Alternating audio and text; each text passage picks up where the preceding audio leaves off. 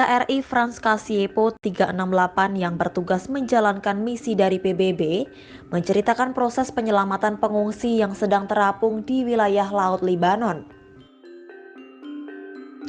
Menurut Komandan KRI Frans Kasiepo 368 Letkol Laut John David Nalasakti Sondak, mayoritas pengungsi yang mereka selamatkan didominasi anak-anak dan perempuan.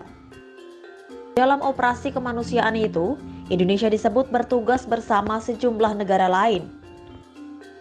Jadi di sana itu ada 5 negara.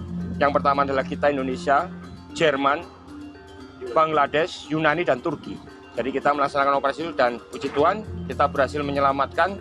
Dan yang sangat membuat miris sebenarnya adalah bahwa yang paling muda itu adalah bayi berumur 29 hari. Jadi di sana pada saat kita melaksanakan operasi SAR itu 80% ada wanita dan anak-anak. Kini KRI Frans Kasiepo 368 telah selesai mengemban tugas dari PBB pada Kamis 1 Februari 2024. Kapal milik TNI AL itu telah bersandar kembali di Pangkalan Angkatan Laut 4 Batam setelah 14 bulan berlayar di Laut Mediterania perbatasan Israel-Libanon. Dalam operasi itu Indonesia mengirimkan 119 prajurit TNI Angkatan Laut. Mereka bertugas mencegah keluar masuknya senjata dan barang ilegal di Libanon. Selain itu, mereka juga bertugas melatih Angkatan Laut Libanon hingga melakukan misi SAR. Selama misinya di Laut Mediterania, prajurit TNI AL tidak hanya bertugas melakukan misi perdamaian. Namun, mereka juga bertugas melakukan misi diplomasi dengan mengenalkan berbagai kebudayaan dan pariwisata Indonesia kepada masyarakat internasional.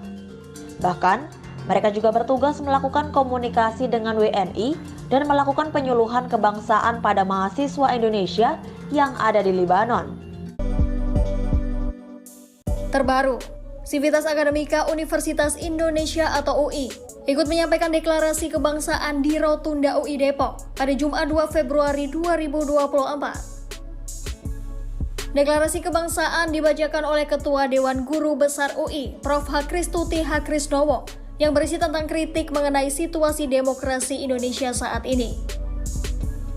Sebelumnya, akademisi Universitas Gadjah Mada atau UGM telah terlebih dulu mendeklarasikan hal yang sama pada 31 Januari 2024. Dan disusul oleh pernyataan Universitas Islam Indonesia atau UII sehari setelahnya. Lantas apa deklarasi yang disampaikan oleh para akademisi terkait sikap Jokowi saat ini?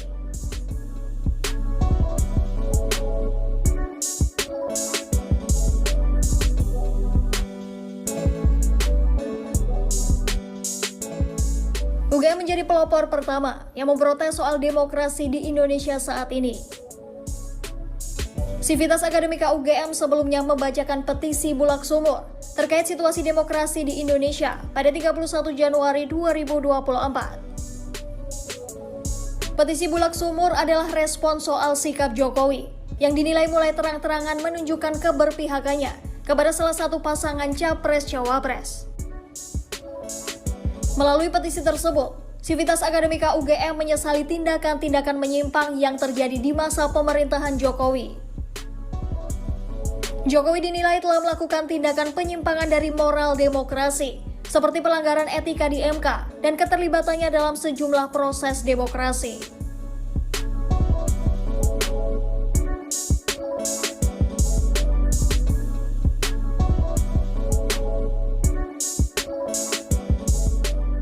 Setelah UGM, akademisi UII juga turut menyatakan sikap dan pernyataan yang sama pada Kamis 1 Februari 2024.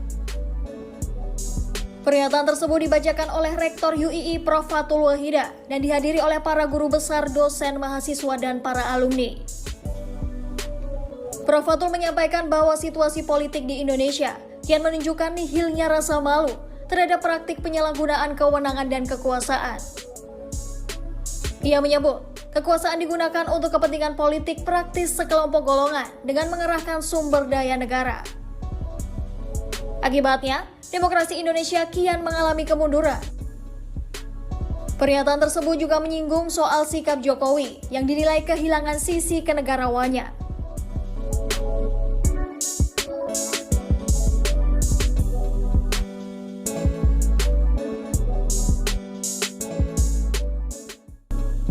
Melalui deklarasi kebangsaan UI, Sivitas Akademika UI mengaku terpanggil untuk mengembalikan marwah demokrasi. Menurut mereka, demokrasi saat ini telah terganggu setelah adanya perebutan kekuasaan yang dinilai nihil etika jelang Pilpres 2024. Perwakilan Guru Besar UI Prof. Hakristuti mengaku prihatin atas tergerusnya tatanan demokrasi di Indonesia. Pihaknya mengaku resah dan geram atas sikap para pejabat, elit politik, dan hukum yang mengingkari sumpah jabatan mereka.